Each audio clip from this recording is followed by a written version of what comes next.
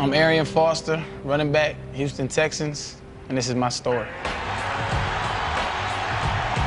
Touchdown, Arian Foster, rock and roll.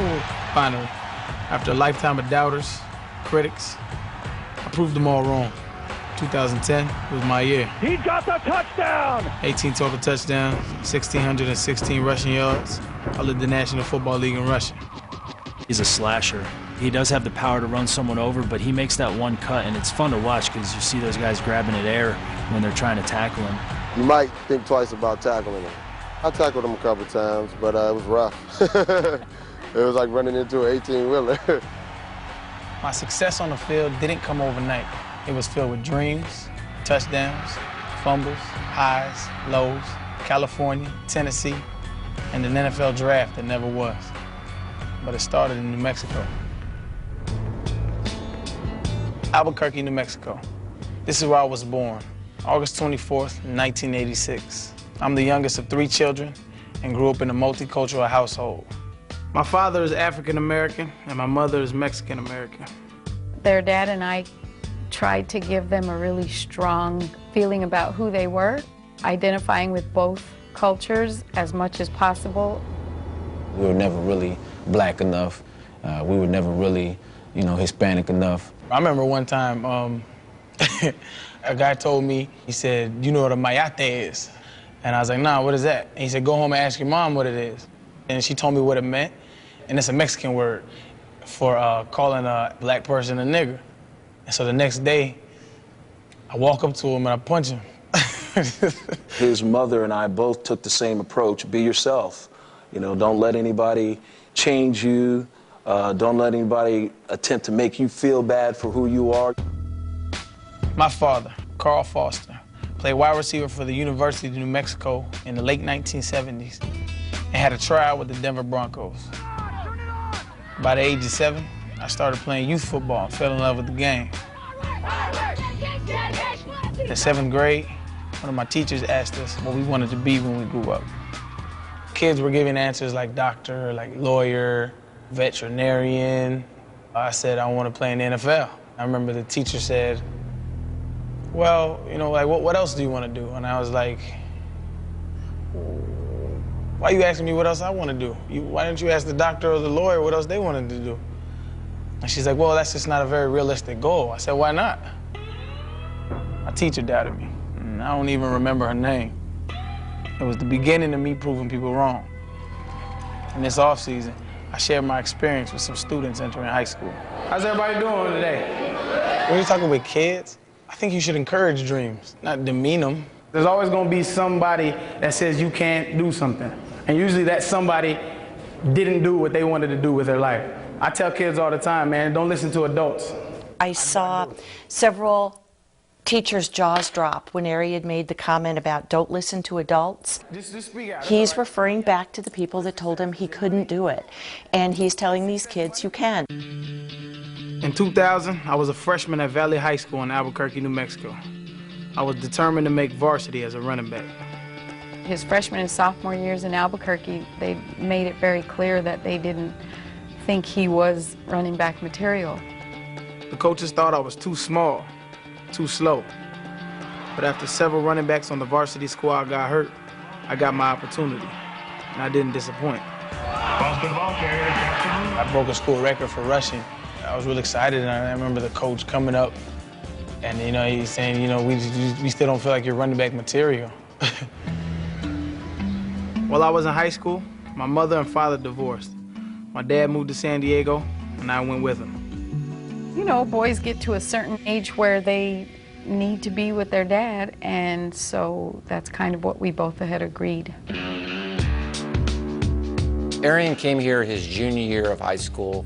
We knew nothing about him. And to be honest with you, we were such great coaches, we started him at outside linebacker when he first came. Once you saw him as a running back, you saw how special he was, so it didn't take long for us to put him in there. My senior season in San Diego, I rushed for 2,093 yards and had a total of 30 touchdowns. Colleges took notice. I felt like I was an elite running back. I wanted to go prove myself in the Southeastern Conference. I chose the University of Tennessee. In 2005, I rushed for almost 900 yards and scored 5 touchdowns as a freshman. But my sophomore year, it was another story. It was running back by committee, and I rushed for less than 300 yards. And then came the Outback Bowl against Penn State. I had a costly fumble in the third quarter that they took back for a touchdown. Back to the ground with Foster. Ball through. Penn State has it. Are you kidding? There are writers and there are people today that still talk about me and talk about my fumble and my fumbles. It's amazing because how could you have that much animosity towards an 18-year-old kid? I think Arian had some unfair heat. I know this. I never questioned his ability to carry a football team and our running game on his back. I took a lot of heat and criticism. My attitude, I'm gonna bounce back my junior year. Touchdown, Arian Foster. And I did. In 2007, I rushed for almost 1,200 yards and scored 14 touchdowns. At the end of his third year at Tennessee, he probably would have been maybe the 50th player picked in the draft. And then he goes back for his last year at Tennessee. I met my girlfriend after my junior year. I had a little daughter. So if I would have came out my junior year, that means I wouldn't have the most important thing in my life right now, which is my daughter and my girlfriend. My senior year was one of the worst years in University of Tennessee's storied history. Again, my carries dropped. I fell out of favor with coaches. I felt I was misunderstood. I rushed for only 570 yards and scored 1 touchdown. When the injuries happened to other people on the team, but particularly to Arian, he wasn't able to participate, and we didn't have nearly the performances that we expected to have. I had a real bitter taste in my mouth leaving the University of Tennessee. My attitude was just, I didn't care. In 2009, following my senior season, I entered my name to the NFL draft. I wasn't expecting to go the first 2 days. You know, I know the process. And finally, the 7th round comes, and somebody at the Seattle Seahawks called me, and they said, how do you feel about being picked? And I was so upset at the time, and this is really bad. I was so upset at the time that my attitude was like, yeah, man, you know, that'd be okay, yeah. And I wouldn't have picked me either, honestly. When the draft ended, it felt like my NFL dreams did too. When he's coming out as a senior, there are not a lot of people saying a lot of good things about him, but we saw a guy who would be a really good fit in our offensive scheme because he has one-cut ability, he has lateral quickness, he has speed. The Houston Texans invited me to their training camp. So they put me on practice squad, and that kind of sparked me. Then, in the last 4 games of that season, I got my chance to be an NFL running back.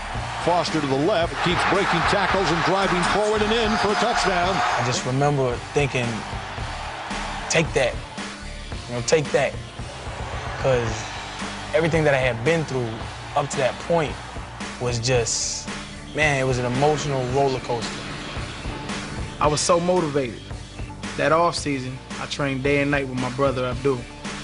He just wasn't in the best shape, so you know, I kind of looked at it and said, all right, you know, we're gonna make sure Arian's in great condition, better than anybody out there. Let's face it, Foster in his first year in the NFL on the practice squad and then at the end of the year was never totally healthy. If he could get fully healthy and he could put on a coat of armor working out in the off season, he was gonna have a chance to be a great NFL running back. Week 1, 2010, facing the Indianapolis Colts. Touchdown, Arian Foster! Exclamation point! I had the best game of my life. Arian Foster, his 3rd touchdown of the day. I bow in the end zone to greet the football world and the football gods and the football fans. I respect this game and I love this game. I finished the day with 231 yards, 3 touchdowns, and most importantly, a Texans win. It was emotional, man. Just showed myself that hard work pays off. I finished the season with 1,616 rushing yards, the highest total for any undrafted man that has ever played in this league. Finally, putting some of my doubters to rest, I made my first Pro Bowl and proposed to the love of my life. A little nervous, you know, you got a little nerves, you know. About 90% sure she's gonna say yes. Wow. Will you allow me to walk the rest of this life with you? I can't even remember everything he said. I just looked at him and that's why he wanted questions. That's wonderful, so I went through all that for nothing. I've been truly blessed. I have a wonderful wife and a beautiful daughter. Hello, people. Hello, people. This season, doubts have resurfaced. There's been an injury and controversy surrounding it. After leaving this past Saturday's preseason game with an injury to his left hamstring, the Houston Texans star actually tweeted, "This is an MRI of my hamstring. The white stuff surrounding the muscle is known in the medical world as anti-awesome." I think I have kind of a crooked sense of humor. So I was just trying to make light of a bad situation. There's a time and place for everything, and looking back at it, I was probably wrong. In 2011, it's time to prove to everyone that I belong in this league, and prove this is just the beginning.